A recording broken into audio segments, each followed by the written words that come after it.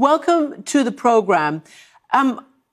How difficult is it for you? I've just read a litany of the pressure you are under and the very real bullets that have been fired your way. Tell me why you're taking this risk.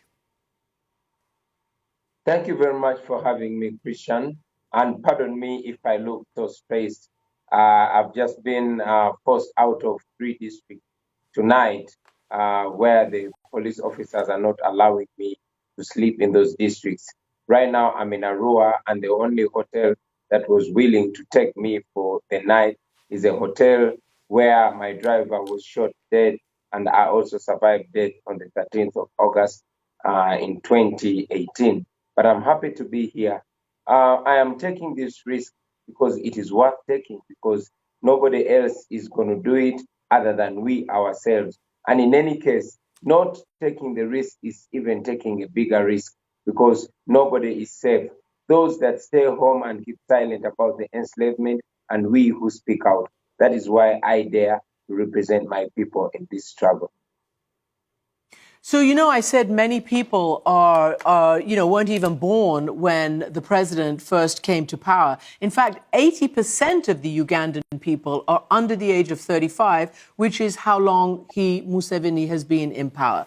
But what is it that makes you believe that somebody who's held on to power for this number of years is ripe for, for a challenge and potentially could be defeated by somebody such as yourself? Well, I was also 4 years when President Museveni took charge of our country.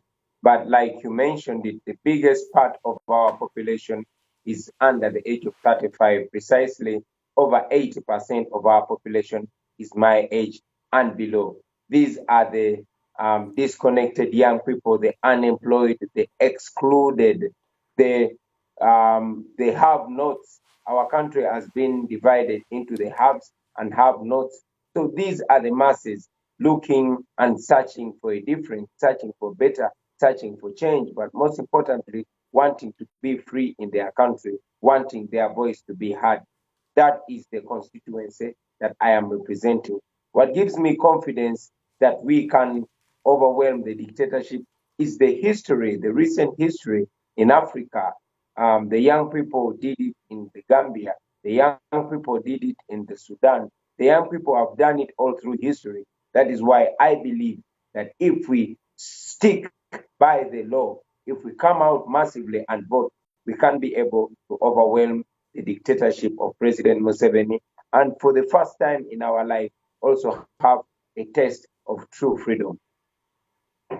So, look, I've interviewed the president several times. The last time was a few years ago, admittedly, but he insisted to me that the opposition is free to operate in his country. This is a little bit of what he said. Opposition in Uganda competes on a leveled playing field. There is no opposition which we stifle, but otherwise we never restrain the opposition at all. So level playing field, no restraint. Bobby Wine, tell me, apart from the very real danger, which is obviously, I guess, your overriding concern, are you able to campaign? Do you have access to the media? What are the issues that you're facing trying to mount a credible campaign?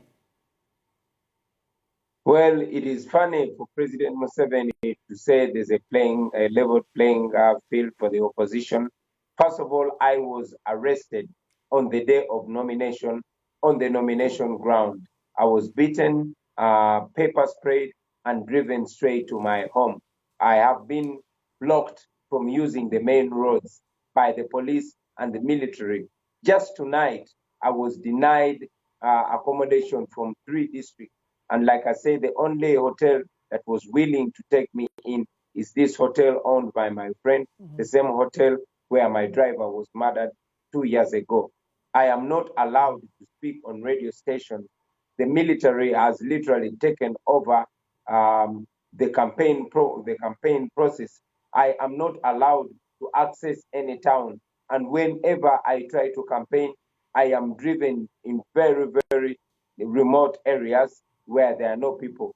Thanks to the dynamics the way they are, because The people, especially young people, have had to walk miles and miles to access us. The only media that I can be allowed on is social media. That is the only media that we have that we can use to communicate to our people. As you mentioned, I have to put on a bulletproof for me to be able to campaign. I have survived 2 assassination attempts in the last 2 weeks, where bullets have been shot in my car, on the tires and in the windscreen. Tear gas canisters are thrown at us every time we are tear gas and brutalized and even shot with live bullets by the police and the military. That is the ground that President Museveni calls labor. Bobby, let me ask you this because, I just wonder whether you think the January election is going to be free and fair. And if not, what do you think the recourse is? We've seen what happened in Belarus a few months ago. We saw the international community, the EU, make some noises, but not a massive amount has happened there. We've got a new president and a new administration coming into the United States. They say they're going to put human rights back, certainly somewhere centrally in their foreign policy. What do you think the US, what are you calling on the United States to do? Because let's not forget, the president is a very close ally, has even visited the White House. First of all, I know that already the election is not free and fair. We are only going into this election as a protest vote because we know that the people of Uganda, even amidst intimidation, even amidst harassment, they will come out and massively vote. And yes, I am sure they are going to vote out President Museveni because 35 years is just enough. My only plea to the United States and the entire development community, the entire international community, all the development partners, we have always been calling upon them to put the observation of human rights and the rule of law as a precondition for cooperation here in Uganda.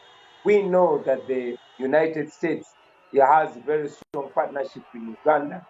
We receive over $100 million a year to work with security. But again, this is the same money that is being used to murder people, to oppress Ugandans, and to abuse human rights.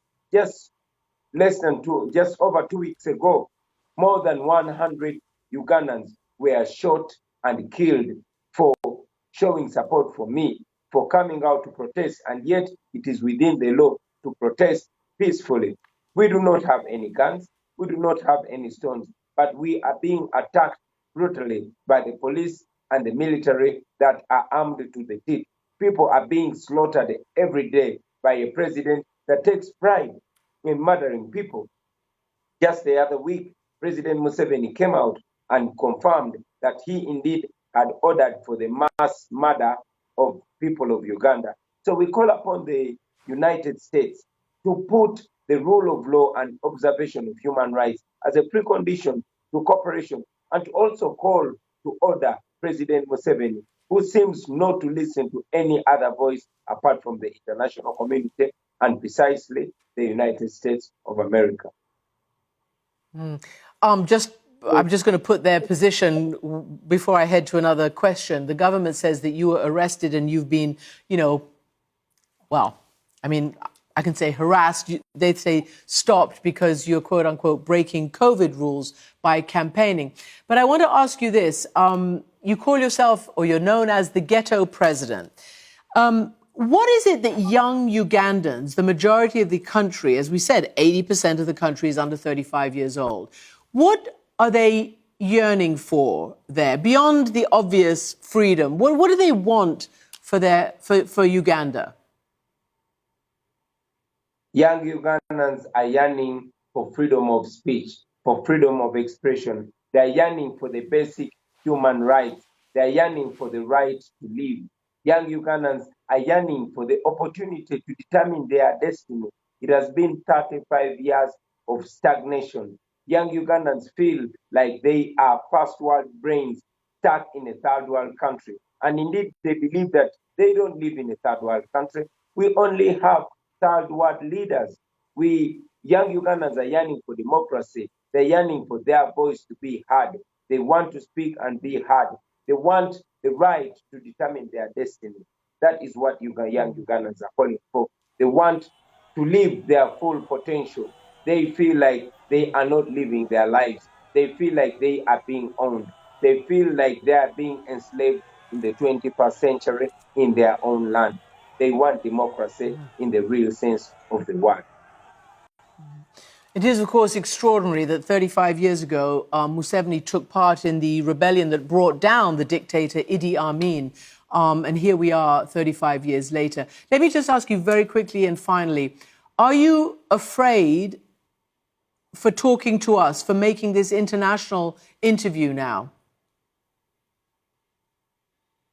Well, yes and no.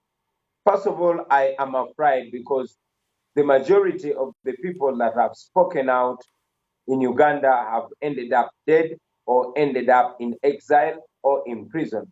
So I expect the worst anytime. But again, I'm not feeling afraid because I know that the international media is one of the factors that have kept me alive. I know that no matter how ferocious a dictator President Museveni is, he is afraid of the international community. He knows how all the dictators have ended up in the past.